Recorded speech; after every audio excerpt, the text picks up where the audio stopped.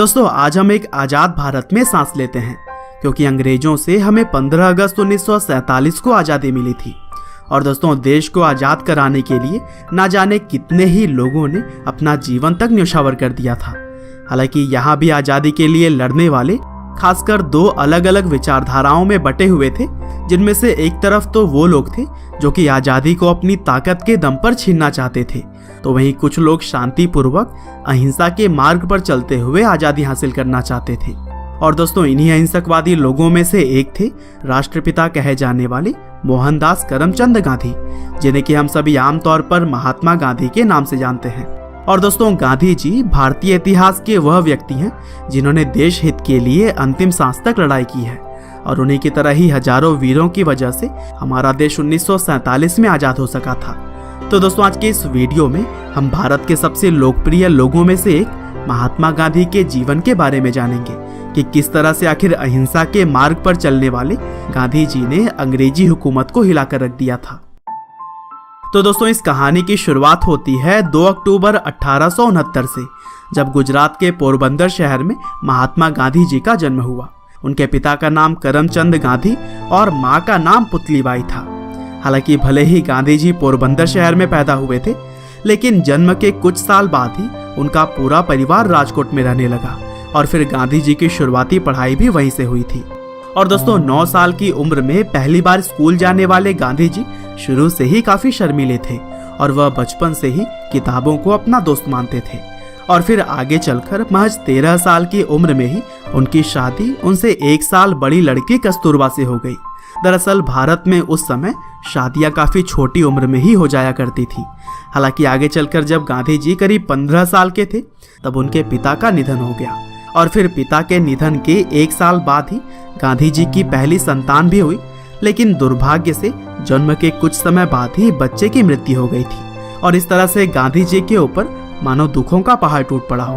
हालांकि इन कठिन परिस्थितियों में भी गांधी जी ने खुद को संभाला और फिर 1887 में अहमदाबाद से उन्होंने हाई स्कूल की पढ़ाई पूरी की, और फिर आगे चलकर कॉलेज की पढ़ाई करने के बाद से मावजी दवे जोशी जी की सलाह पर गांधी जी ने लंदन जाकर लॉ की पढ़ाई की।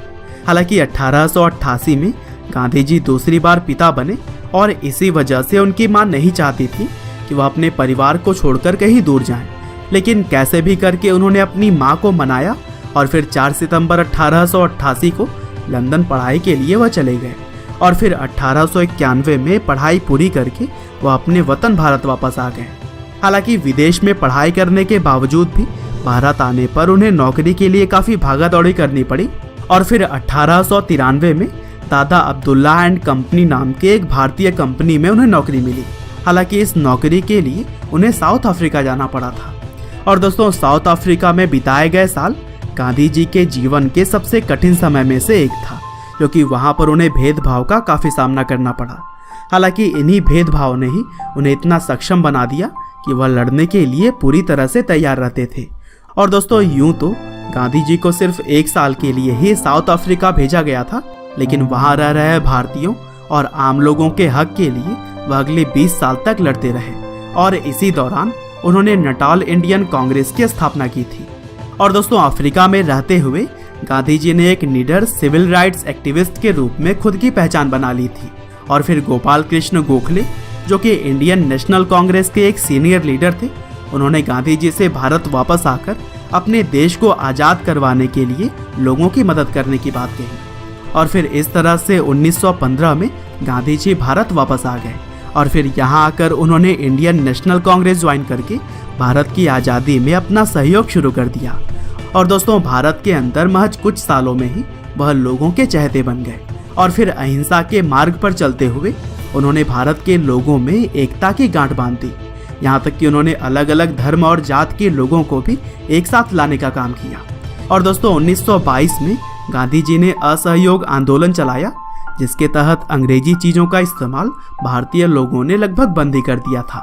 और फिर जब यह आंदोलन काफ़ी सफल साबित हो रहा था तब महात्मा गांधी को 1922 में 2 सालों के लिए जेल भेज दिया गया। हालांकि गांधी जी के जेल जाने पर लोगों के अंदर और भी गुस्सा आ गया, जिसकी वजह से पूरा भारत अब एक होने लगा था।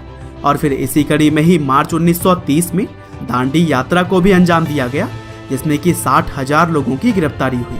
और फिर इसी तरह से ही आगे भी गांधी जी के नेतृत्व में क्विट इंडिया मूवमेंट की तरह ही कई और भी आंदोलनों को अंजाम दिया जाता रहा और इस दौरान गांधी जी की बहुत बार गिरफ्तारी भी हुई।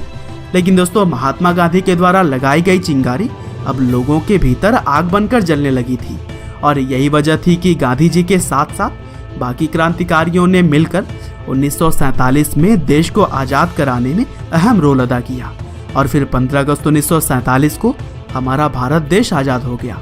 हालांकि अभी देश के अंदर आज़ादी का जश्न चल ही रहा था, तभी 30 जनवरी 1948 को नाथूराम गोडसे ने गांधी जी की गोली मारकर हत्या कर दी और फिर इस घटना ने न सिर्फ देश में बल्कि पूरी दुनिया में ही शोक फैला दिया। हालांकि 15 नवंबर 1949 को गांधी जी के हत्यारे नाथूराम को फांसी दे दी गई थी।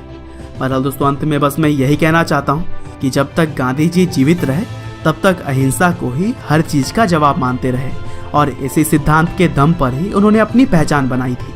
हालांकि भले ही वह अब हमारे बीच नहीं है, लेकिन उनकी सीख और उनके सिद्धांत आज भी पूरी दुनिया मानती है। उम्मीद करते हैं कि गांधी जी की यह बायोग्राफी आपको जरूर ही पसंद आई होगी। आपका बहुमूल्य समय देने के लिए बहुत बहुत धन्यवाद।